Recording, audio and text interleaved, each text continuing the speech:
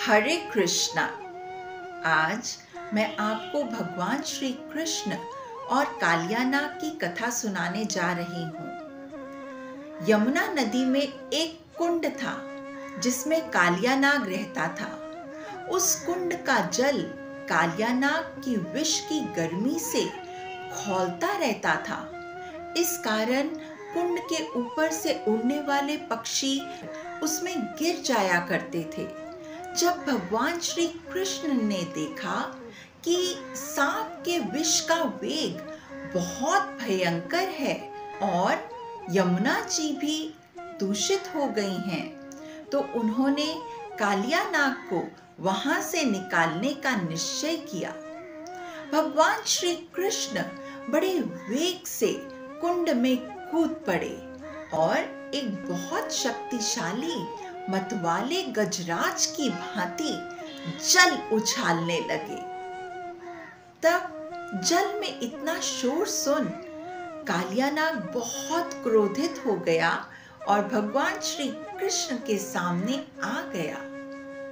उसने श्री कृष्ण को अपने बंधन में बांध लिया और श्री कृष्ण जो मनुष्य लीला कर रहे थे आसानी से नागपाश में बंध गए।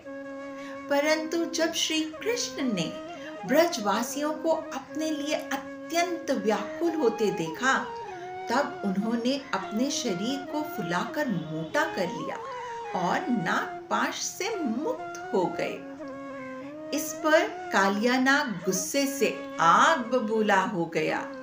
उसके नथनों से विष के फुहारे और मुख से आग की लपटें निकलने लगीं।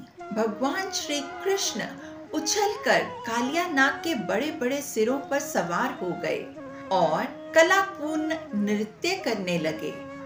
कालियानाग के 100 फन थे। वह जिस भी फन को उठाता, भगवान श्री कृष्ण अपने पैरों की चोट से उसे कुचल डालते। इस कारण कालियानाग की जीवन शक्ति क्षीण हो गई थी। भगवान के अद्भुत तांडव नृत्य से कालियानाग के सभी फन छिन्न भिन्न हो गए थे। पति की ऐसी दुर्दशा देख नाग पत्नियां श्री कृष्ण की शरण में आईं और बोली, हे प्रभु, आपने जो दंड दिया वह उचित है।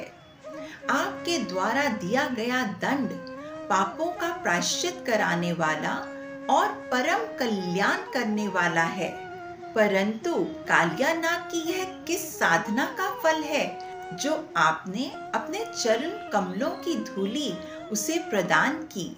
आपके चरणों की रज प्राप्त करने के लिए तो माँ लक्ष्मी को भी तपस्या करनी पड़ी थी।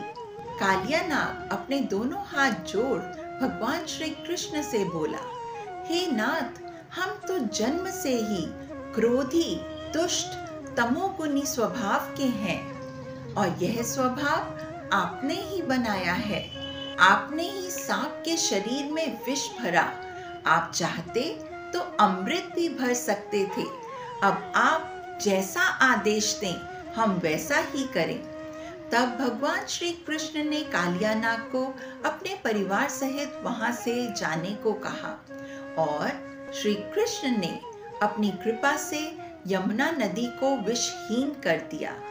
श्री कृष्ण ने कालियानाग के शरीर पर अपने चरण चिन्हों को अंकित कर कालियानाग को सदा के लिए गरुड़ से भय मुक्त कर दिया। भगवान श्री कृष्ण के पास हमारे सभी जन्मों का लेखा जोखा है। कालियानाग पिछले जन्म में एक ऋषि था जिसने सच्चे मन से भगवान श्री कृष्ण की आराधना की थी, परंतु उसमें एक कमी थी। उसे बार बार गुस्सा आ जाता था। इस कारण उसको सांप बनने का श्राप मिला था। कालियानाग ने सांप की योनि में जो पाप किए, भगवान श्री कृष्ण ने उसको दंड देकर उसके पापों का प्रायश्चित कराया और उसका परम कल्याण किया। भगवान के द्वारा दिया गया दंड भी परम कल्याण करने वाला है। आशा करती हूँ आपको ये कथा अच्छी लगी। God's punishment is also God's mercy. Hari बोल, हरे कृष्णा।